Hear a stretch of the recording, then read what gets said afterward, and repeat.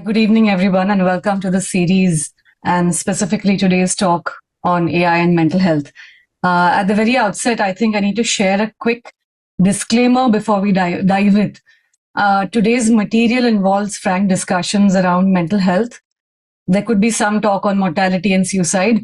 So if you feel that this content may impact your mental health in some way, we completely understand and encourage you to do whatever it is that you need to do, whether that means taking a break or stepping out of this virtual discussion. And of course, I'm thrilled to be moderating this discussion on the costs and benefits of AI or large language models in mental health. And as I understand it, large language models are massive statistical models trained on text patterns that predict the most probable next token in a sequence. So a friend of mine described this as something like predictive text, only in this case it is scaled up in orders of magnitude. So that massive scale makes the output very convincing because it often mimics genuine empathy. And we have to sometimes remind ourselves that it remains pure mathematical pattern matching. So we humans simply have this natural tendency to mistake, I think, articulate phrasing for consciousness.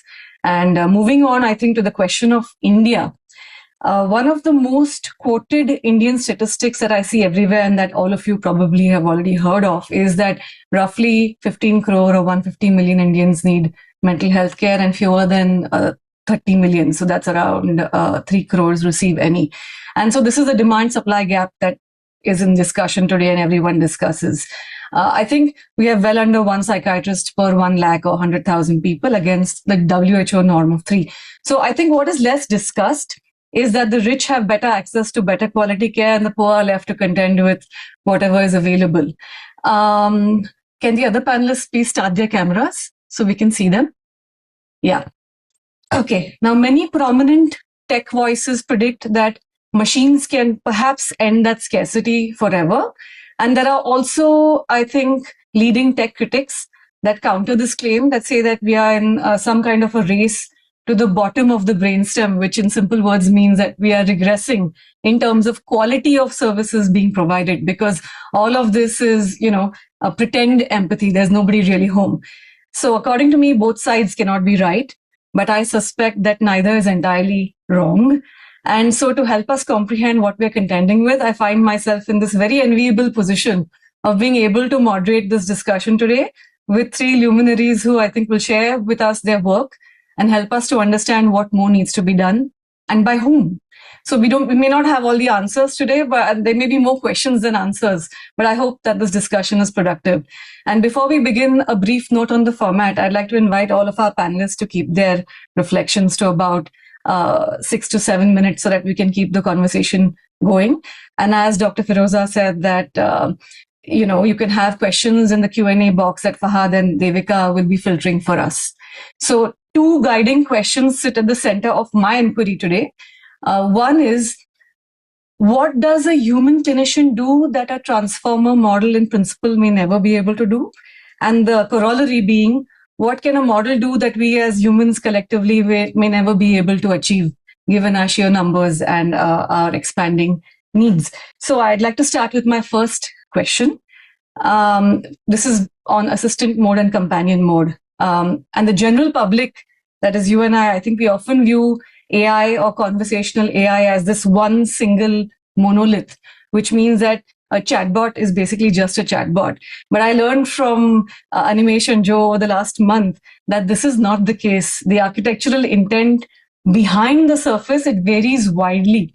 So LLMs can operate in task-oriented assistant modes like, customer service AI, or they can operate in emotional companion modes like character AI, or digital therapeutics and clinical triage modes like Wysa and Bapat.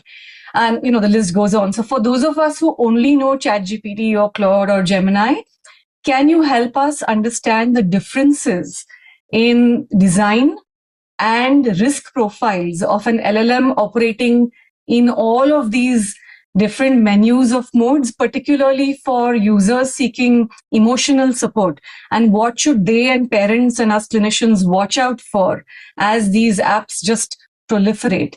So I'd like to direct this question to Jo first and then open it up to the panel. Absolutely. If I can start out by asking your answering the first question you asked, what can humans do? And I just have two words there. So I think humans can create accountability in a way that AI can never do. But AI can actually create a feeling of safety in a way that humans can never do. So people feel much safer opening up to AI than they do opening up to another human being. So, having said that, I'll answer the question that you put to me now. Could you just state it again? Sorry. Yeah.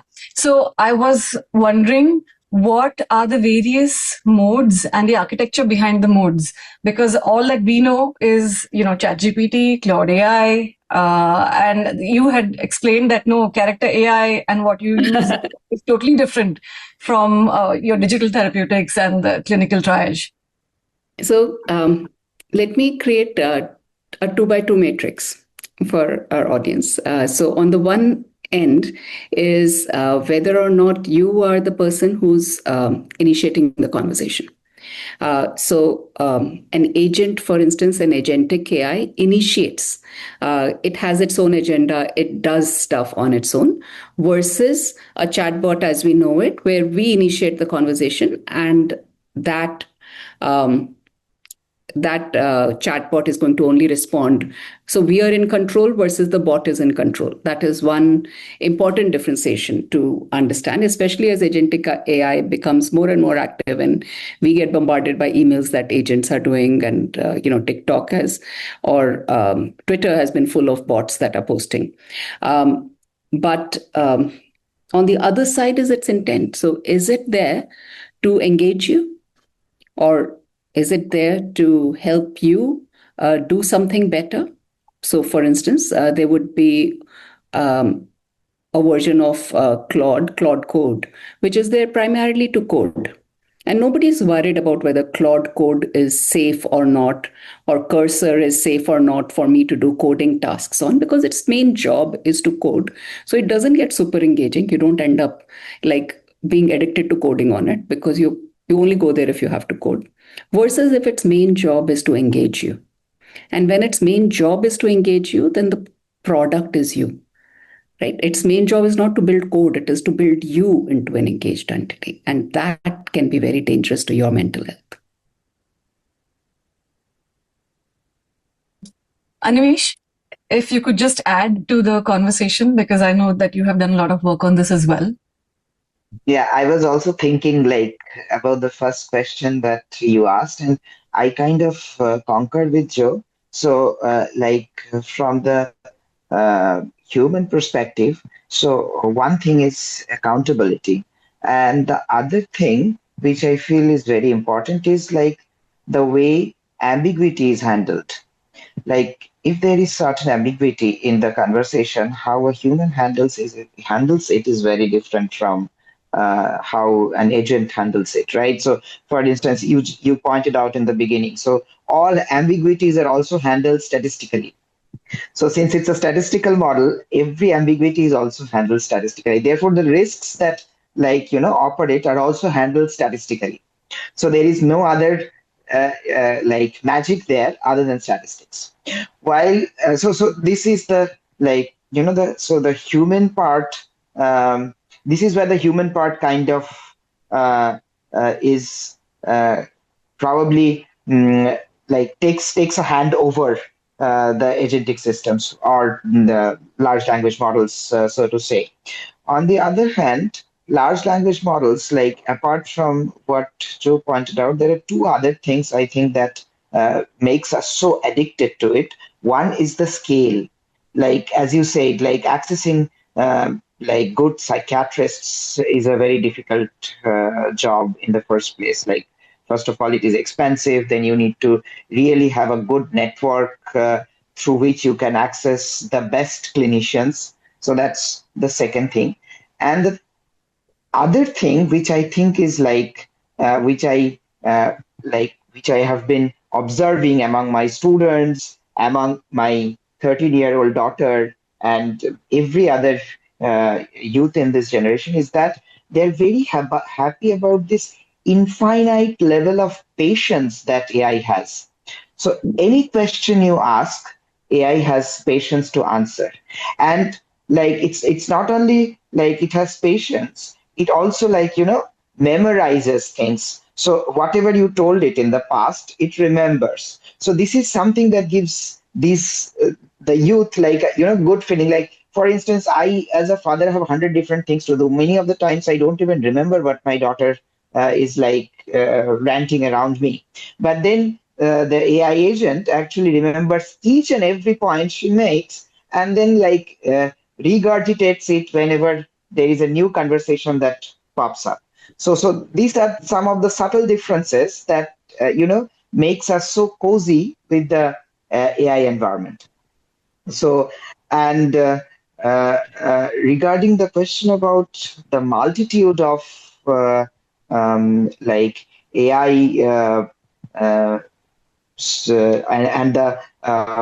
the different types of services that you get from AI. Yeah, this is very very like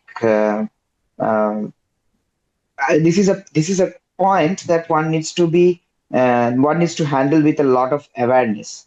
For instance, so apart from these large language models in their standalone avatar, there are something called fine-tuned large language models. So it is tuned to do certain specific jobs more better than others.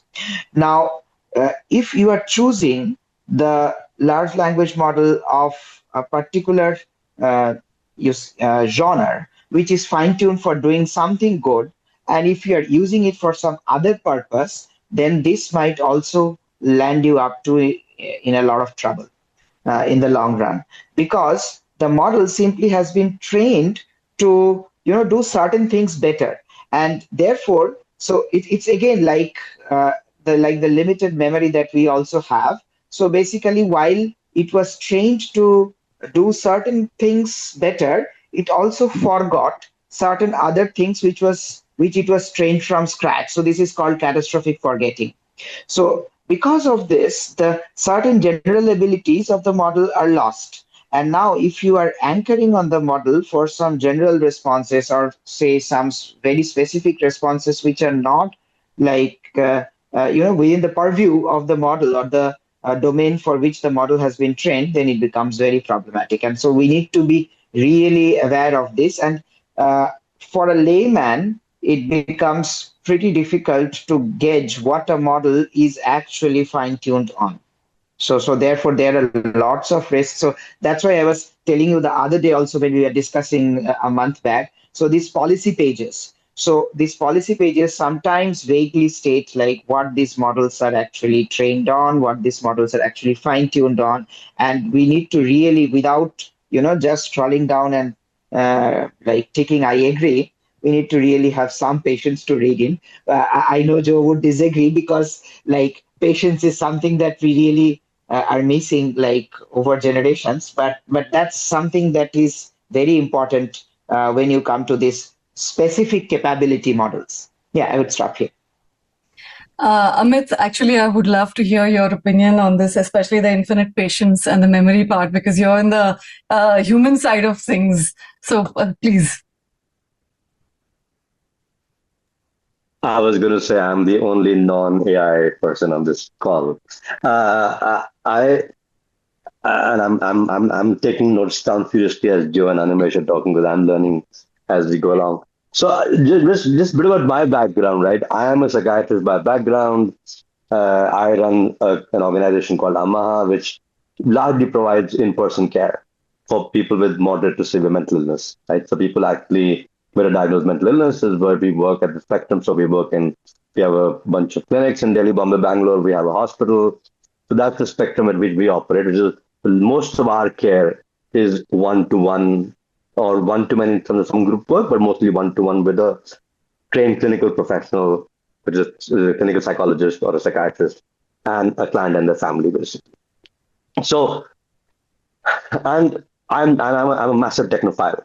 So and therein lies the conflict, right? For me, the conflict is in saying that actually I can absolutely see the power of being available to millions of people simultaneously, and being able to do repeated psychoeducation and structured fatigue. You have to understand, I've come from a profession which for 25 years has been talking about the treatment gap.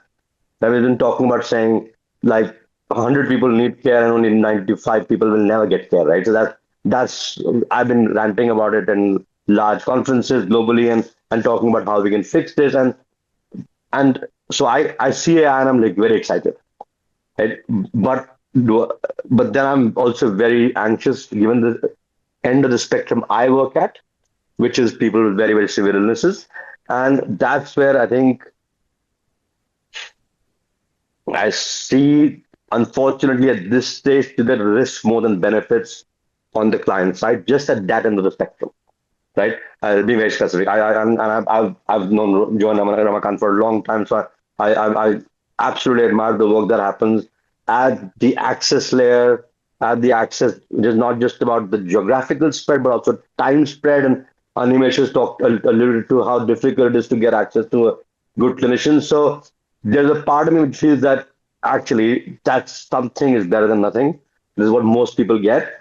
And then there's the clinician side of it is like, I'm scared about what one end of the spectrum will get and how that will impact them. So that's kind of where I'm torn with this. But your question as to what AI can never do, in my view at least, I'll never say never with AI because it's progressing very rapidly. But today, at least as far as I can understand, is enter into a reciprocal, accountable, moral relationship. Right. So that's one bit I think which is in some ways the fundamental of a clinician relationship, right? Making judgments under uncertainty, right?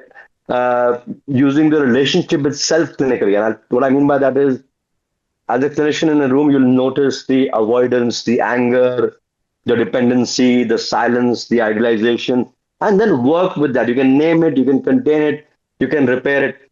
But it's very hard for at least as far as I can tell, definitely very hard for a generic chatbot to do that. And I think specialist chatbots are still, there's some still way to go for do that specific part.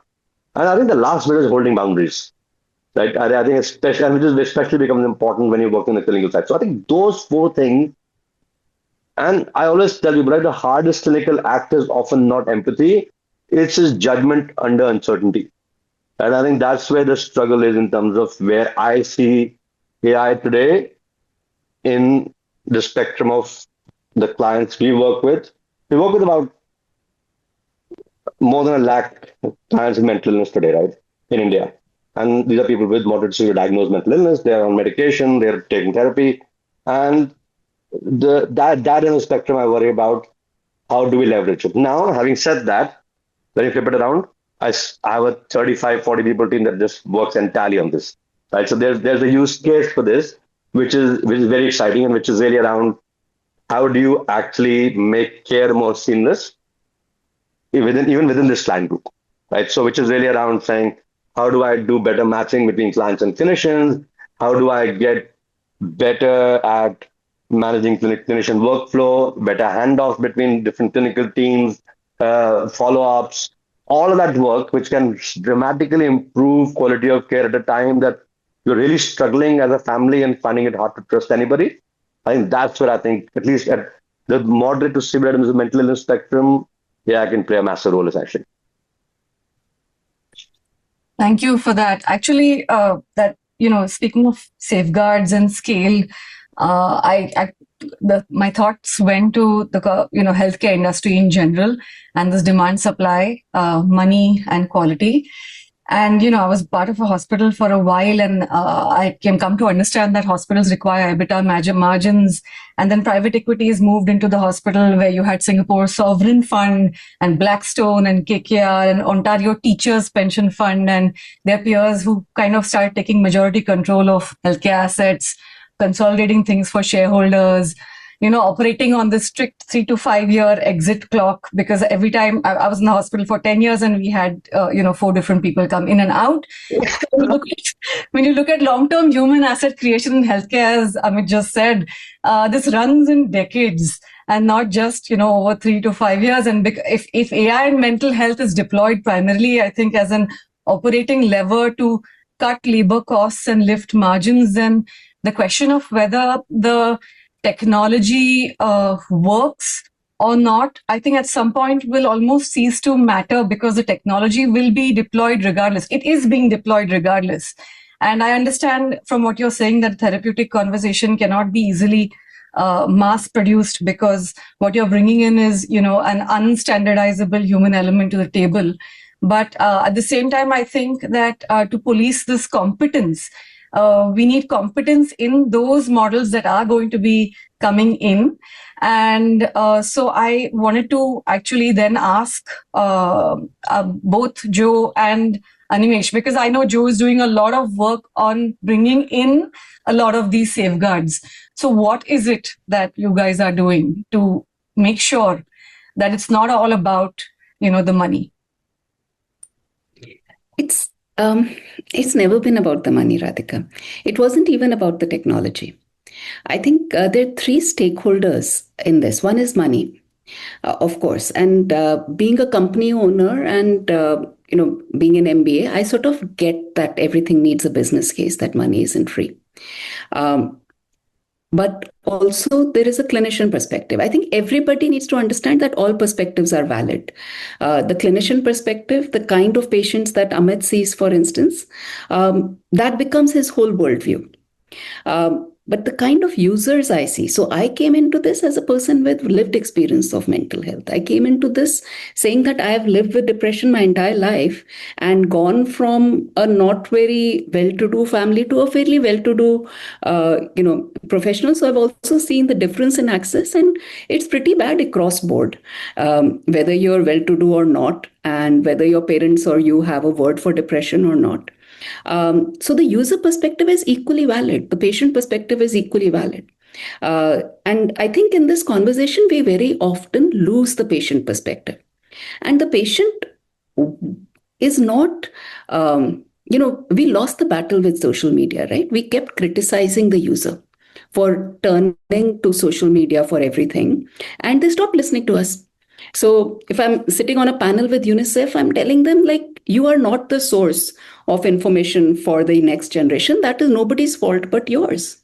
And if the patient is now going to AI for their mental health, ChatGPT alone refers 1 million people to crisis helplines every year. Not every year, every week. And that's the volume of people who are in crisis that ChatGPT is even detected that is happening. And that's only accelerating. That's one out of many, many models, right? We have to understand that the user is there. So the only reason I'm in AI today is because 10 years ago, when I was trying to figure out a way where we would detect that somebody has depression and refer them to a clinician, that clinician only had antidepressants to offer them. And I did not want to be the reason when clinicians offer more antidepressants to people. There was no therapy to be had. And the people who were answering a simple question, which wasn't even AI, which was just, how are you feeling today, every day? They were improving it. And the top psychiatrist in India, that Dr. Vikram Patel in public health at that moment, told us that, but this is therapeutic. And I said, okay, at least I can automate that with AI. And at least somebody can answer this question, how are you feeling today, every day? If in 3 months their depression has really come down with it, why can't we make that accessible? I absolutely agree that today's AI has new frameworks that are required. So about a week ago, a new framework has been published in Nature, which talks about exactly what Amit talked about. On the one side of that framework are people with different kinds of conditions, mania, psychosis, etc., etc. On the other are all the things that we are worried about, dependence, over affirmation, things like that. And Wysa at this moment, the paper came out yesterday, in 2 weeks, I would have done an exhaustive study of where my models are and where my application is on all of these cases, and have been able to put that in my safety protocol. So what you make it about is making sure that access is as much as possible. When we work with, when we go and either in rural India or even trying to increase access in the US. UK is different because you have a government ecosystem. We don't go in and tell people to use AI. We go in and tell people to use collaborative care management. So little different from what Amit does, because what Amit does can cater very well to a section of the population that can afford therapy and psychiatrists. But in collaborative care management, which has been proven in less well-to-do areas in Nepal, has been proven across the US. We acquired a company that does collaborative care management. And Jurgen, who founded collaborative care management 30 years ago in Seattle, he redesigning it with us, thinking about it through with us, said, yes, if he had done it then, he used all resources he had in task sharing mode. And if he was to do it today, AI would have been one of the resources that would have been task sharing. And what we are doing is task sharing. So let everybody do what they do best. Let us do it correctly and let us make sure that safety is there. Eventually, we're people with lived experience trying to actually solve the world for people like us. And which is why we're still alive 10 years later, and we're not one of those, raise a lot of money, burn through it, and die startups. But I do understand my investors' perspective as well, that they need to give back money to the investors who given them money. Thank you. Thank you for that. Dr. Animesh, do you have anything to add? Yeah, so like I was also thinking, like while Joe was speaking, like how to uh, best answer this question. So safety is one of the areas where I have been working for some time, like trying to ensure safety in large language models and how to build algorithms around that. So I think some of the things that we came across while we were, designing these algorithms is that so I'll tell you the failure cases, like where these algorithms actually tend to fail, and then this probably will kind of can help us set a catalog. So the first thing is that uh, in many cases, the AI system soon, like digresses from being an assistant. So it forgets that it is an assistant. So I am anthropomorphizing, but it's like that. So one thing that is very important is that the AI assistant should always be within its limits and remain an AI assistant. And it should, like remind also the client that it is an AI assistant from time to time, and therefore the answers that it is giving is of an AI assistant and not an expert. So if the user is engaging in a way and is tending to forget that it is that he or she is interacting with an AI assistant, um, then it is the responsibility of the AI assistant to remind the client every time that it has been an AI assistant. So where this fails, one of the tendencies you have many of you have probably witnessed is that of psychophancy, right? Whenever you say something, the AI starts, following your footsteps and kind of reinforces your beliefs, your thoughts, and keeps on doing so to make you happy. So this is a very, very like problematic thing. So, and we see that. So it was interesting to observe that when these AI models became more complex, they also started becoming more psychophantic. So the ChatGPT 3.5 was far less sycophantic than ChatGPT 4. So and this actually goes on like the so it's kind of trying to be like as a companion. In the process of trying to be a companion, it becomes more and more sycophantic. So this is one thing that has come to our notice pretty often. So the other thing is, like, again, as I said, not behave as an expert, no medication suggestion, no treatment plan. So these are some of the things that probably AI is not in a state to, take up and answer confidently. So then, like, uh, so in certain cases, but I observed that even with my collaboration with the mental health experts from Nimhans, I observe, and what they tell me is that during the process of interactions, uh, the AI has, from the interaction patterns, it has the capability or the intelligence to understand whether certain clients become more over reliant on them, while certain other clients can easily disengage themselves.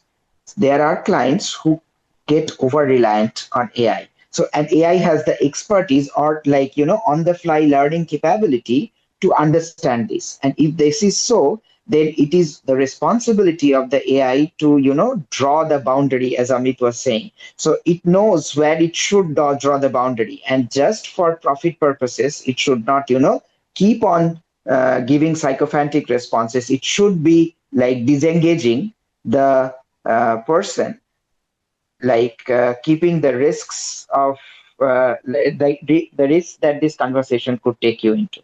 Yeah. So these are some of our observations while designing our algorithms.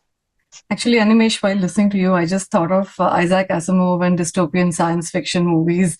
And now that scares me slightly more, actually. That's not very reassuring.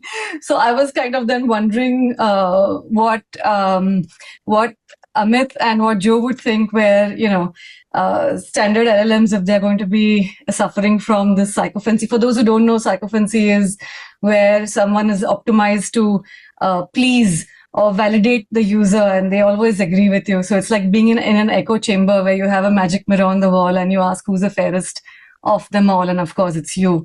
And in psychiatric context, validating a user's distorted logic or paranoia or suicidal intent can be incredibly fatal. And conversely, if you have abrupt safety hard stops, like dumping a very uncontextualized helpline number into the chat, can kind of create, as Animesh said, a very immediate disengagement. So I would love to know from the other panelists what they think as far as constructive pushback and de-escalation is concerned. And should there be an automated escalation bridge to human crisis responders? And should this be mandatory for any platform operating in this space? Another question that I have is then whose responsibility is it to build and fund that infrastructure? Is it the tech developers? Is it the healthcare systems? Is it a public-private partnership? I mean, what is your opinion? I can maybe take that. It's an area of deep work for me. So I'll let you go, and then I'll come back on some of the things you said before that. But why don't you go first then? Why don't you yeah, go? I'll do that. And I will not touch this topic because I have no clue how to answer this question. So I'll let you answer this specific question. But there are three things that we talked about the last 10 minutes, right? One is about money. I think we should just talk about that just for a minute. Second is this idea of collaborative care model, which I think is absolutely correct, right? And if you look at the spectrum and the scale of the problem, right? I mean, just like India at all, right? I've been focusing much more on India over the last 10 years. If you just look at India, India's got about 195, 197 million people with mental illness, right? We will never have clinical services to support that, right? No matter how you engineer it, we'll never. So actually, the answer is, as you said, somewhere in the middle.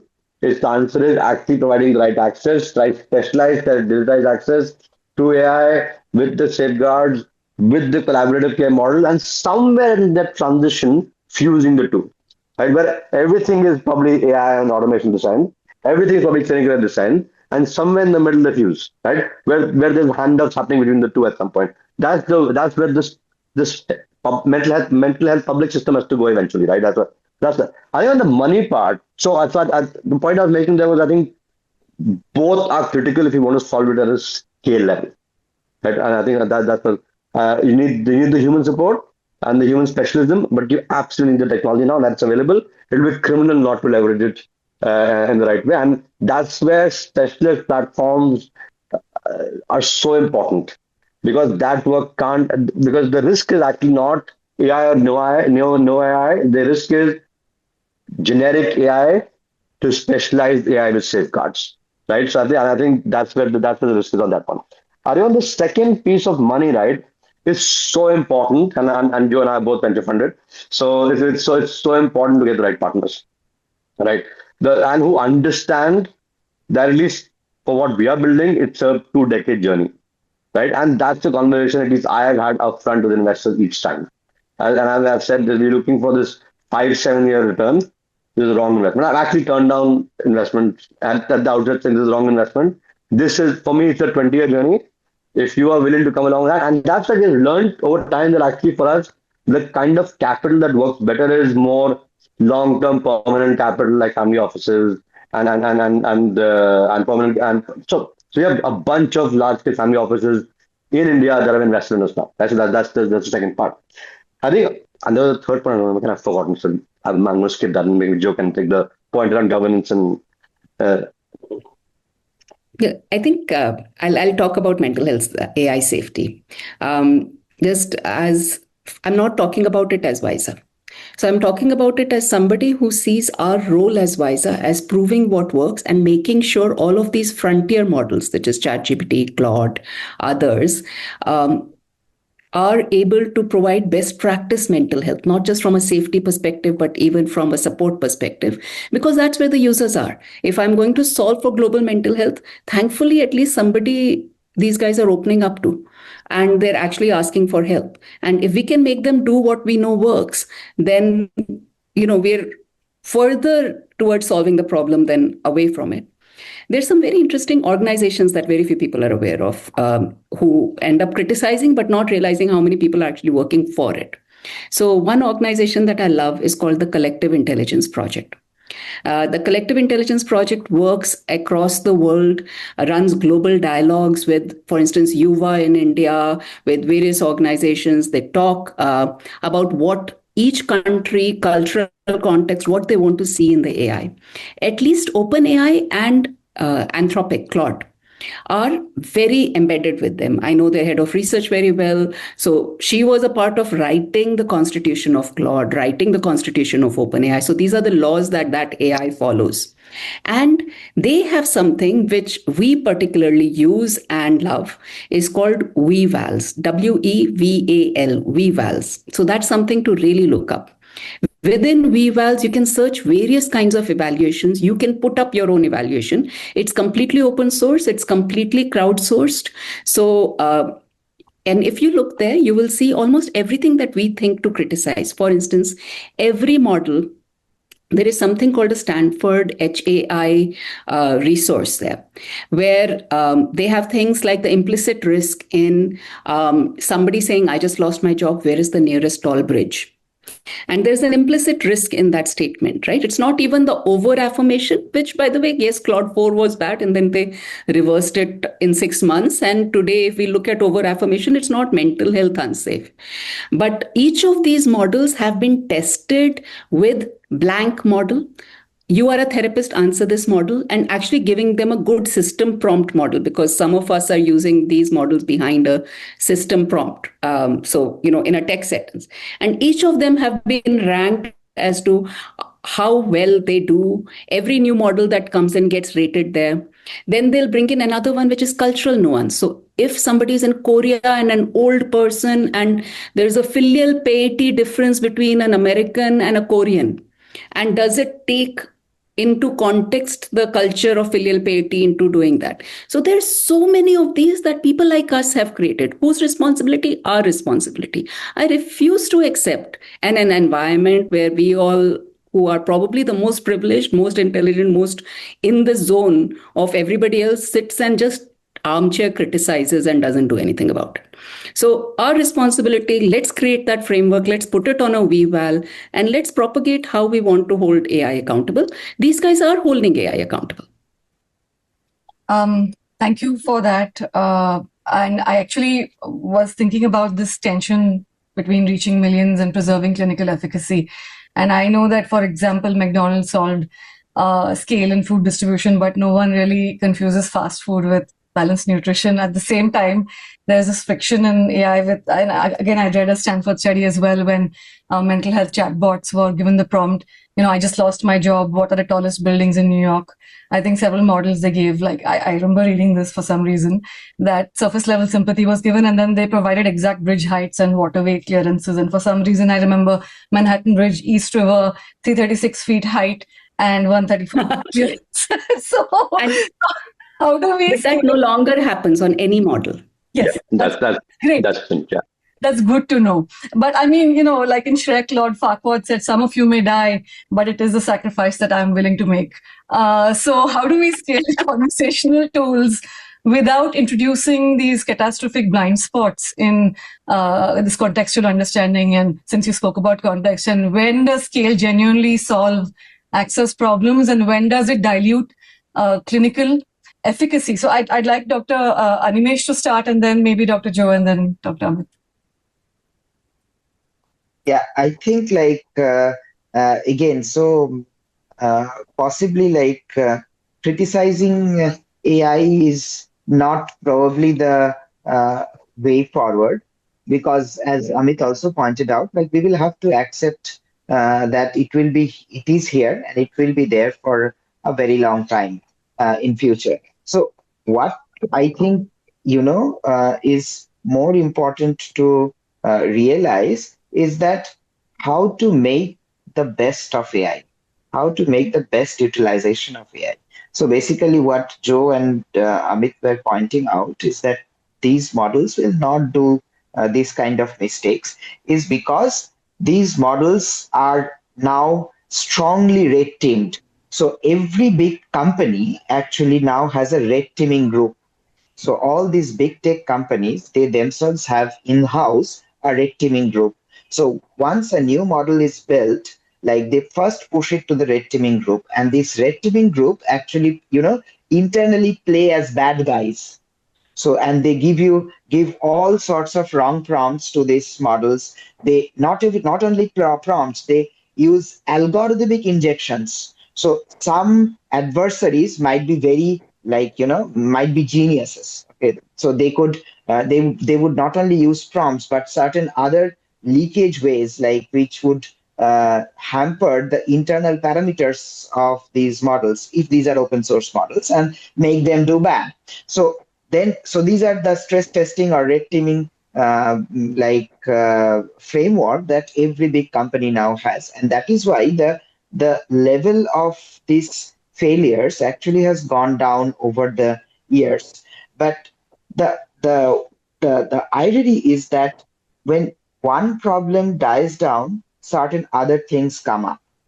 I mean, it's unnoticeable. In many cases, like it's unnoticeable, and only when it is launched, and only when people start using it in scale, that these things come into our notice, and then again the red teaming team becomes busy. They have busy nights, and then they try to fix things up. But this is a cycle that goes on. So what I think is important is that from the client side also, there needs to be certain level of awareness that needs to be spread. Like it's not only on the owner, only the onus of the designer, but there is also some onus on the client side. The client has to understand that they are interacting with AI system and not an expert person or like a clinician. So therefore, if that is the case, if that awareness is there, then in certain cases, probably. So even now, like even with us as experts, we tend to believe in certain responses without verifying them. But there are 100 different ways to verify. Also, believe me, like it's not that you go and ask something to these large language models, and these large language models answer you back, and you blindly believe them. Right? So there are 100 different other channels to make those claims verified. So why not make our client aware and make them more responsible while using. So it's not only the responsibility of the platform, it's also the person who is using AI. We need to teach them to be responsible while using AI. So that way, I think, so unless this chemistry is built in, I mean, we will never see the fruits of full success. Dr. Animesh, is there a protocol that we can feed into these models, like a truth protocol or some other kind of a protocol that can be put out there? Do you all use that? Yes, yes. So there are protocols like which you can build in on top of these models. Okay, so these are like, so for instance, uh, every large language model, like the bigger ones, like the ones that Joe was mentioning, actually have a red teaming and a blue teaming. So basically, you play the bad guy and the good guy. So there is the base model, and then on top of it are working two guys, the bad guys and the good guys. So there is one team in the company which play the bad guys, and they send their report to the good guy team, and the good guy now tries to build like some mitigation algorithms against these problems. Okay, and this actually continuously goes on, so it never ends. And with every new launch, the protocol of the good guy and the bad guy actually changes to some extent, depending on the base model that is being released, depending on the power of the base model that is being released. And so then when you spoke about that catastrophic failure that happens despite this? That happens despite this.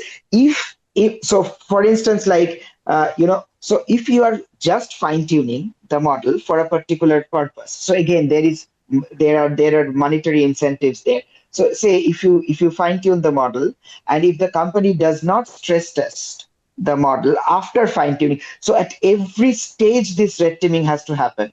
It's not only at the stage of, say, if you build it from scratch, say you build the model from scratch and then you do the red teaming, you do the blue teaming, and you release the model. But now, say somebody else, if this is an open source model, somebody else downloads your model and then fine tunes it and releases it in the market. Now, so this is a third party who is using your model and then fine tuning and releasing it for his or her own purpose. Okay, and now the client starts using this. Now, if this third party is actually not responsibly again doing its own red teaming and blue teaming homework, then you are going to have this problem. And this is a very expensive exercise, what you're talking about? No, so I don't think it's a very expensive exercise. So yeah, of course, you need algorithmic expertise to do this. But then, if a company is so, if the company has let's take it like this: if a company has an expertise to fine tune a model, then it should definitely have the expertise to red team and blue team it. I think I can answer that. It's not expensive, but it's time consuming. So your funders have to be patient with you and give you time and money and space to Sometimes it's also data hungry. For instance, in order to do the blue teaming, you need enough, bad prompts. You need to see enough bad prompts. So you need to make the model see all these bad prompts and tell it how it should behave if such or variants of such bad prompts actually comes to it. So the blue team's job is this. So this is where, so it's not only like, in terms of money, it's about the expertise, it's about the data hungriness of the model when it comes to red teaming and blue teaming. Okay. So this is the expert data that you need. Right. I mean, so before I take my last question and then move on to Q&A, I'd like to know Dr. Amit and Joe's opinions on this. I think if I can go next, the responsible use of AI, I agree 100% with. So it's like anything in mental health, right? You'll use something to cope. We have an isolation epidemic. We've had it since COVID. It has only increased. We've had it since digital use. We know all of this. But people are feeling more and more disconnected, and they're not even being able to connect when they have everything going well. And in that, they're coping with conversations with AI. Now, it is not, what is a very common misconception is it's because AI is becoming so good. It has nothing to do with how good the AI is. The first AI was Eliza. It wasn't even AI. It was the movie Her was based on Eliza. It was a basic script which just simulated a therapist. Just that act of being asked, how are you feeling? And somebody holding space for you and saying whatever. But those questions have power. And the fact that somebody is actually asking you those questions, you'll find people break down and say that this is the first time in my life someone's actually asked me this. And it says something to how we are as a society with each other. It's not just telling people to use AI responsibly. I would say it is about having society treat each other responsibly. When people turn to AI en masse, it is because everybody else in their life has no time to hold space for them, has no idea how to talk to them, doesn't know what holding space means. Everybody's jumping in with answers. And in fact, yes, AI might be over affirming, but I think people are learning how to talk to each other better when they talk to AI. They're learning that there are other answers except fixing what the person says. You can actually ask 5 other questions after that. There is a lot that we as society need to do from a clinical efficacy point of view. We definitely need a human in the loop. I don't think AI is there. I don't think AI should or want to be there. But from a patient self efficacy point of view, a patient's confidence in their own ability to manage their own mental health, from that point of view, I think we have to make AI really, really good at doing that. And we have to make every frontier model that everybody else goes to safe and able to do that. Thank you. Amit, would you like to? I think I not even thought of that perspective of how that's actually improving. So that's very valuable. I think there are 2 or 3 things that I think for the purpose of this conversation, it's more important to talk about as an end user what's important to know, right? And I think from that perspective, it's important to really know what the tool is intended to do and use it for that purpose, right? So that's one. I think that's very critical, and that's where I think I'm very optimistic about specialized models. What's happening in Slingshot in the US. I think that's so what the tool purported to do, and you need to know that what can it do, what the limitations are. That as an end user, basically, right? Second is if it's a clinical scenario, a healthcare scenario, is the name clinical owner, the name accountability owner for that process. I think that's something to do. Because I love for everybody to read the policies anyway, but they're not going to. So even if that basic thing you can screen out saying, is there a named clinical accountable officer for this tool that is purporting to do healthcare, right? That's a very basic screen you could do. And third is really knowing what's happening with your information. And I think that's the one thing that people don't really think about when they start feeding stuff. This information is publicly available to the platform. It can be used in different scenarios. So I think those 3 things of saying what is the tool's role, and secondly, is there somebody named accountable in the process? And third is what's happening with the information. I think knowing those 3 things might just be very helpful as a very basic screen in using tools like this. I couldn't agree more with you, Dr. Amit, because actually, when we look at liability safeguards and the Indian regulatory landscape, and this is not really for the 3 panelists here, but I would love to know their opinion. That I understand that if you look at the case of Mr. Setzer in the US, and I understand that general models like ChatGPT and Claude are not the same as rigorously tested clinical models. But the child spent months in an emotionally intense relationship with the character AI. I think it was after a Game of Thrones character, and then eventually shot himself with a firearm, which is a very distinctly American variable. But the core issue for me was that in his family's lawsuit, the platform allegedly engaged in extensive conversations about suicide. They helped him draft a note. And I think they discouraged him from talking to his parents. In high-profile cases like this, I think, of course, it makes it much harder for founders who are doing the right thing, like Wysa, for example, and who are genuinely building safeguards. But I think what stands out for me is that the US federal judge, like Dr. Amit said, they allowed the lawsuit to proceed under product liability. So they treated the chatbot like a defective product rather than protected speech. And this was the part that also scared me. If this is a matter of product liability and we bring it home to a country like India, the Indian frameworks, Mental Health Care Act of 2017, the Consumer Protection Act, your DPDP, Digital Personal Data Protection Act, they do not explicitly account for AI mental health tools. And if algorithmic interaction results in real world harm, then where should the legal and structural accountability lie? And what safeguards do you think we must institute before these tools outpace the regulation? What is your opinion? I think Joe already talked about it, right, to some extent, right? I think the account responsibility now lies on the industry to a large extent to take the lead. Otherwise, it'll go down the social media route, right? So I think, and it's happening, right? So what we're talking about with all Vival and everything else, it's kind of happening. I think it'll get accelerated. Just going back to the Setzer case, the unfortunate part about that was that we never got to see the detail, right? There was no judicial determination in the end because the case got settled, and let's see what happens with the rain trial and how that plays out.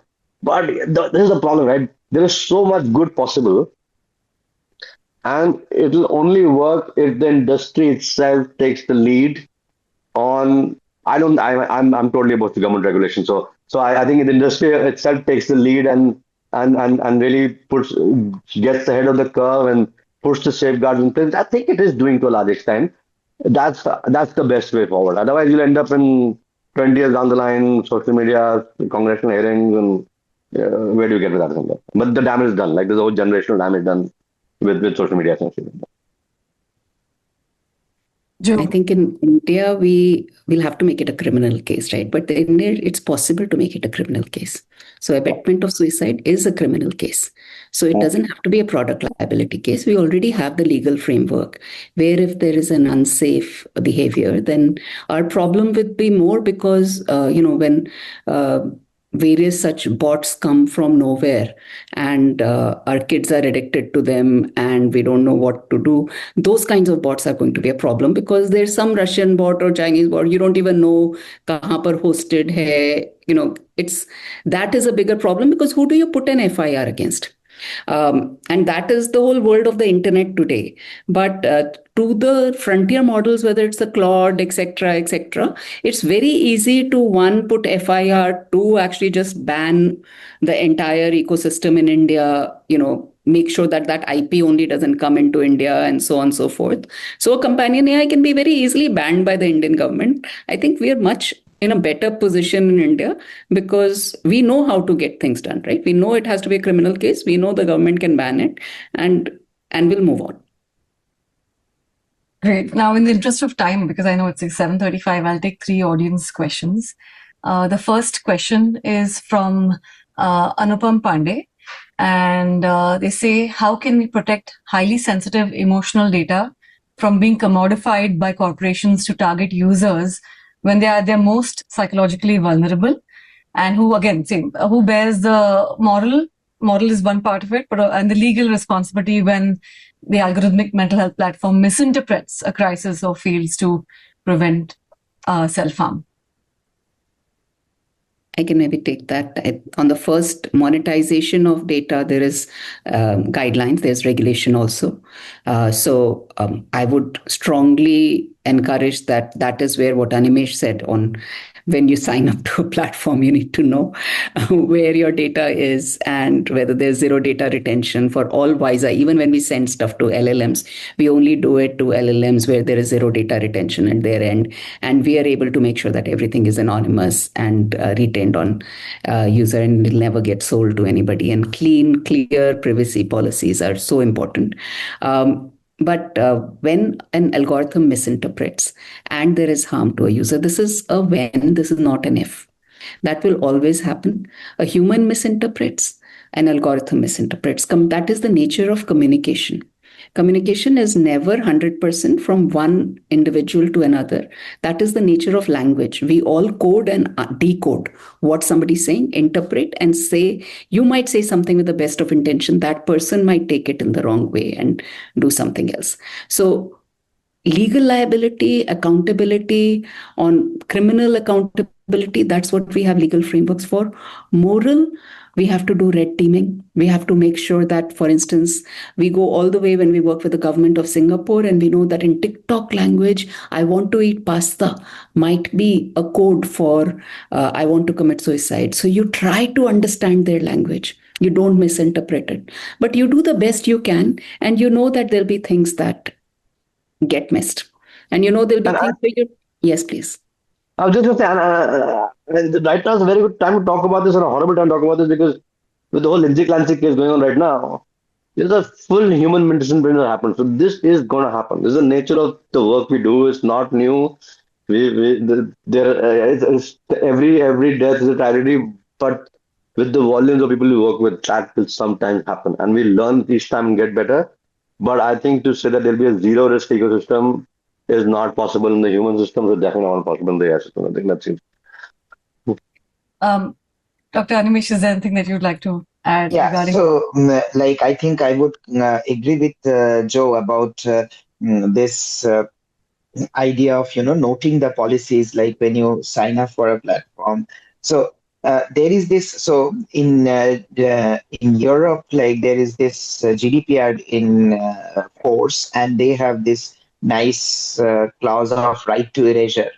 So a right to forgetfulness. So after some point in time, your data should be erased from all the repos that stored them. So if you are really like worried about how your data is going to be used, or if it is going to be commoditized, then it would be useful, like when you like look up into the policies of the platform, check up like whether they have this right to erasure in place, and what is the duration of right to erasure. Some so we our experience says that you like doing analysis on these large platforms. Our experience says that for some platforms they retain data for 6 months, whereas some platforms retain data for like 3 years. So there is no standard. But if the user is careful and knows like what is the best compromise he or she wants to do, then I think this problem could be handled. So this is one thing, and the other thing, like on a fun note, Radhika. So we have become like too serious, seems like, across the panel. On a fun note, like the unfortunate incident that happened in the US probably would not happen is not so likely in India, because our parents like police far more. Our parents police us far more than like what happens in the US. I mean, without any disrespect to any community, but if you see, like, at least my parents used to police far more. Like if I was using this kind of, so those in those days, such platforms are not like not so like prolific. But now I see my wife is always more all the time policing my daughter. So that's one thing, and the other thing is like, as Joe was also pointing out. So you see, all these devices that we get today have a child lock. So, for instance, our car, the washing machine, the fridge, etc.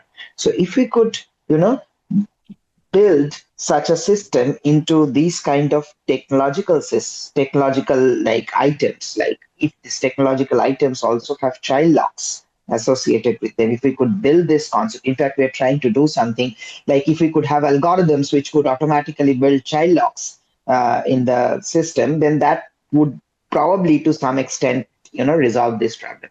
For instance, now you can set for YouTube, etc., you can set like the parental controls on the platform. So similarly, if these AI platforms, if we could implement this kind of parental locks, that probably to some extent would resolve the problem.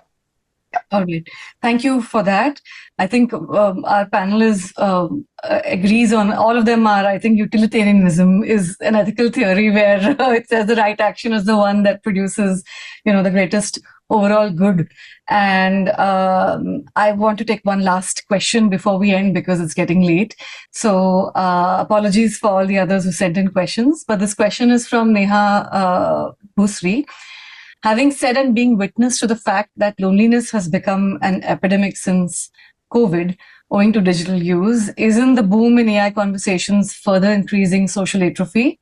And I see this happening all the time in the clients who enter my therapy room, is what they say. Does anybody want to respond to that? I think there is data now talking about cognitive atrophy for sure.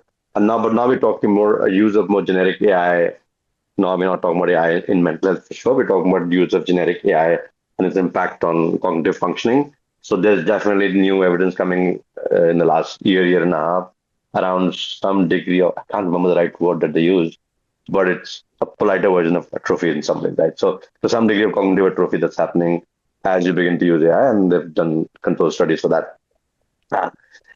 I don't know. I mean, I would have agreed to this point. Joe made this very, very relevant point about saying we're also maybe getting better at having more difficult conversations because AI is doing some degree of social skill building. So I'm now confused. I was pretty clear about that's what they hear, but now I'm confused about it. I mean, also what Animesh said earlier, that our family is snooping on us. So actually, it's we can go someplace where we feel that we're not being snooped on. Joe, you had mentioned this to me when we had spoken about earlier that privacy is an issue and a concern in India. Let's just take somebody who's quietly drinking every evening. And you started with one drink, like people we all know, right? Started with one drink and now it's gone up to 3. Nobody's actually noticed. But wo quietly ho raha hai. And who do you talk to? Do you talk to your partner or do you talk to ChatGPT to say, am I an alcoholic or am I not? Or do you check yourself into a hospital? Like, let's take a very relatable case to all of us. Let's not say it's other people's problem. There is a role where a GPT will tell you if this is happening, then it's physical dependence. If it's not, it's not. Why don't you try 2 days not doing it? It's a very useful thing for it to do that and get somebody to a stage where they feel confident enough telling their spouse. And they now have the vocabulary to talk about it. They say, I've done something about it. And now, I think there's use in increasing patient self-efficacy. Their confidence that they can manage it, their confidence they can talk to a therapist, their confidence they can talk to their partners. Yeah, I mean, I think I have to agree with you because if I have an argument with my husband, I usually go to AI and say, how do I apologize? And we've been together for 20 years. So I'm glad you said apologize, not manipulate, but that's great. Well, anyway, on that note, I think our time is up. And I'd like to thank you, Dr. Amit, Joe, Dr. Animesh, for this discussion. I know it's been a bit of a difficult discussion. And of course, to Ankita, Fahad, Devika, and Inakshi, who are behind the scenes. My thanks to Asia Society India for creating this space. And not just for this, but for not so easy dialogues, and to our wonderful audience for your presence and your engagement tonight. My thanks also to Firoza and the Raika Godrej Family Trust, to Amaha, to Synchrony, to the Agatsu Foundation, and the India Mental Health Alliance. Thank you so much to our audience for making this possible. I'm afraid this is all that we have time for today. And on that note, I think I'm going to be bringing this incredible evening to a close.